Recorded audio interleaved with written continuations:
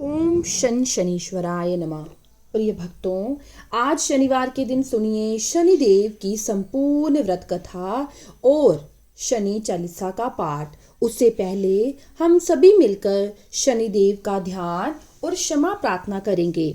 नील वर्ण, गंभीर मुख मुद्रा, नेत्रों में न्याय की अग्नि और करुणा की छाया लिए न्याय दंड धारण किए शनिदेव का हम सभी स्मरण करें, जो कर्मों के अनुसार फल देते हैं, जो अहंकार को तोड़कर भक्त को सत्य के मार्ग पर चलाते हैं।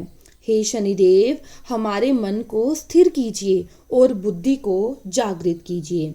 हे न्याय प्रिय शनिदेव, यदि अज्ञान, अहंकार या अधर्मवश कोई अपराध हुआ हो तो हमें क्षमा करें, हमारे कर्मों को शुद्ध करें, कष्टों को सहने की शक्ति दें और अपने चरणों में सच्ची भक्ति प्रदान करें। हम सभी पर अपनी करुणा सदैव बनाए रखें। आपकी जय हो शनिदेव, आपकी जय हो। एक बार की बात है, सभी नवग्रहों में, जिनमें सूर्य, चंद्र, मंगल, बुध, बृहस्पति, शुक्र, शनि, राहु और केतु में विवाद छिड़ गया कि इन सब में कौन बड़ा है। सभी आपस में विवाद करने लगे, लेकिन कोई निर्णय ना निकलने के कारण सभी देवराज इंद्र के पास निर्णय कराने पहुंचे। सभी ग्रहों को अपने सामने उपस्थित देखकर इंद्रदेव घबरा गए। फिर उन्होंने निर्णय करने में अपनी असमर्थता जताई, परंतु उन्होंने ये भी कहा कि इस समय पृथ्वी पर राजा विक्रमादित्य का राज है, जो कि अति न्यायप्रिय हैं। वे ही इसका निर्णय कर सकते हैं। तब सभी ग्रह एक साथ राजा विक्रमादित्य के पास पहुंचे और अपना विवाद बताया, साथ ही निर्णय करने के लिए भी कहा। राजा विक्रमादित्य इस समस्या से चिंतित थे, क्योंकि वे जानते थे जिस किसी को भी छोटा बताया वो क्रोधित हो उठेगा। इसके बाद क्या था, तब राजा को एक उपाय सूझा। उन्होंने स्वर्ण, रजत, कांस्य, पीतल, रांगा, शीशा, लोहे के 9 सिंहासन बनाए। उन इसी क्रम में उन्हें रख दिया। फिर उन सबसे निवेदन किया कि सभी अपने अपने सिंहासन पर स्थान ग्रहण करें। जो भी अंतिम सिंहासन पर बैठेगा वही सबसे छोटा होगा। इसके अनुसार लोह सिंहासन सबसे बाद में होने के कारण शनिदेव सबसे बाद में बैठे, तो वही सबसे छोटे कहलाए। अब शनिदेव जी को लगा कि राजा ने ऐसा जानबूझकर किया है, तो वह क्रोध में आकर राजा विक्रमादित्य से बोले, राजा तू मुझे नहीं जानता। सूर्य एक राशि में 1 महीना, चंद्रमा 2.25 महीना, मंगल 1.5 महीना, बृहस्पति 13 महीने, बुध और शुक्र एक महीने विचरण करते हैं, लेकिन मैं 2.5 से 7 साल तक रहता हूँ। बड़ों का मैंने विनाश किया है। श्री रामचंद्र जी की 7.5 आई तो उन्हें वनवास हो गया। रावण जी की आई तो उन्हें लंका को वानरों की सेना से हारना पड़ा। अब तुम सावधान होकर रहना। ऐसा कहकर कोपित हुए शनिदेव जी वहां से चले गए और तब अन्य ग्रह भी खुशी खुशी चले गए। कुछ समय बाद जब राजा की 7.5 आई, तब शनिदेव घोड़ों के सुदाकर बनकर वहां आए। उनके पास कई सारे बढ़िया घोड़े थे। राजा ने जब ये समाचार सुना, अपने अश्वपाल को अच्छे घोड़े खरीदने की आज्ञा दी। उसने कई अच्छे घोड़े खरीदे और एक सर्वोत्तम घोड़े को राजा की सवारी करने दे दिया। अब जैसे ही राजा उस घोड़े पर सवार हुए, वह घोड़ा सरपट वन की ओर भागा और घने जंगल में पहुंचकर अंतर्ध्यान हो गया। अब राजा भूख प्यास से भटकते रहे। तब एक ग्वाले ने उन्हें पानी पिलाया। राजा ने प्रसन्न होकर उसे अपनी अंगूठी दी और वे अंगूठी देकर राजा अपने नगर को चले पड़े। वहां उन्होंने अपना नाम उज्जैन निवासी वीका बताया और एक सेठ की दुकान में रुककर सबसे पहले जलपान किया और कुछ देर आराम भी किया। भाग्यवश उस सेठ की उस दिन खूब बिक्री हुई। अब सेठ रूप बदलते हुए राजा विक्रमादित्य को अपने साथ घर ले गया। वहां पर राजा ने खूंटी पर देखा कि एक हार टंगा है, जिसे खूंटी निगल रही है। देखते ही देखते थोड़ी ही देर में पूरा हार गायब हो गया।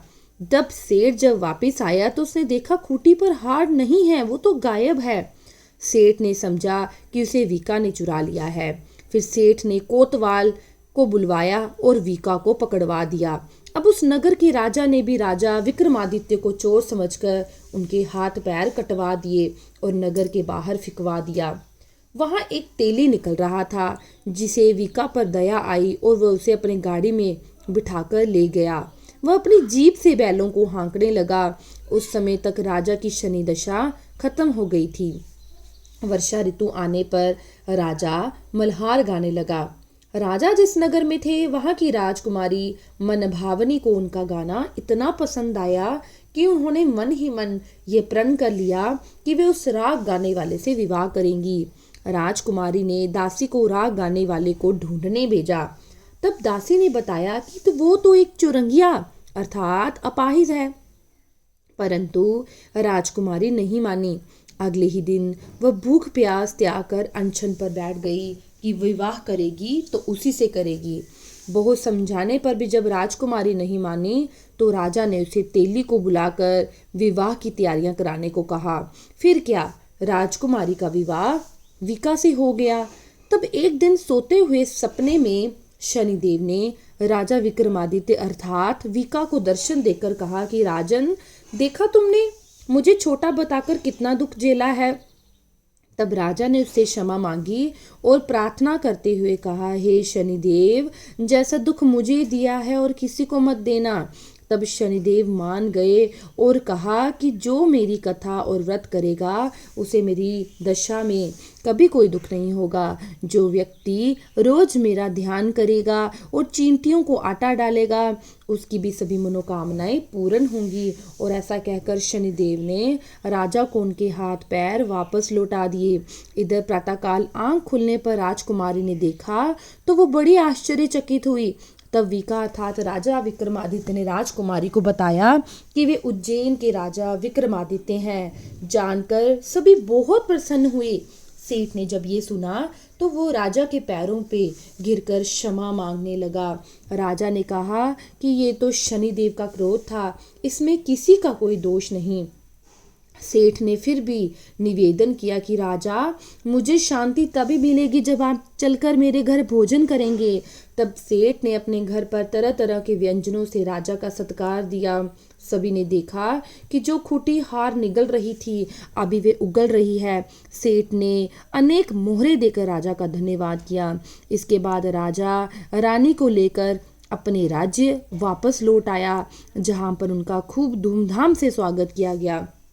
राजा विक्रमादित्य ने कहा कि उन्होंने शनिदेव को छोटा बताया था, लेकिन वे तो सर्वश्रेष्ठ हैं। तब से राजा विक्रमादित्य के राज में शनिदेव की पूजा और कथा रोज होने लगी।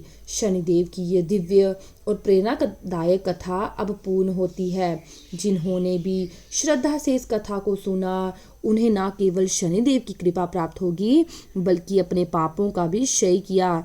कथा श्रवण यही संदेश है, जो जैसा कर्म करेगा वैसा फल पाएगा, पर शनिदेव यदि कृपा करें तो दुर्भाग्य भी सौभाग्य बन जाएगा। अब आइए हम शनिदेव से मिलकर विनम्र प्रार्थना करते हैं कि हे कर्मों के न्यायाधीश शनिदेव, हमारे अच्छे बुरे सभी कर्मों को क्षमा कर हमें सभी राह दिखाएं। हमारे जीवन में संकट, दरिद्रता, रोग, शत्रुता को दूर करें। धैर्य, विवेक, संयम और सफलता प्रदान करें। शनिदेव की कथा मात्र सुनने से ही मनुष्य को चंद्र दोष, राहु केतु की बाधाएं, समस्त शनि पीड़ा से मुक्ति मिलती है। जो हर शनिवार को इस कथा को सुनते हैं शनिदेव उनके जीवन की नैया पार लगा देते हैं। ओम शनि नमः का जाप करते हुए मैं कथा को यहीं पे विराम जो है वो देती हूँ। अगर आपको मेरी ये वीडियो अच्छी लगती है तो मेरे चैनल को लाइक, शेयर और सब्सक्राइब करना ना भूलें।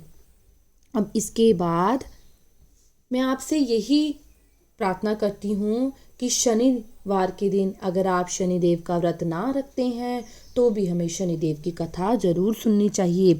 इसके सुनने मात्र से ही हमारे सारे संकट दूर हो जाते हैं। ओम शनि नमः।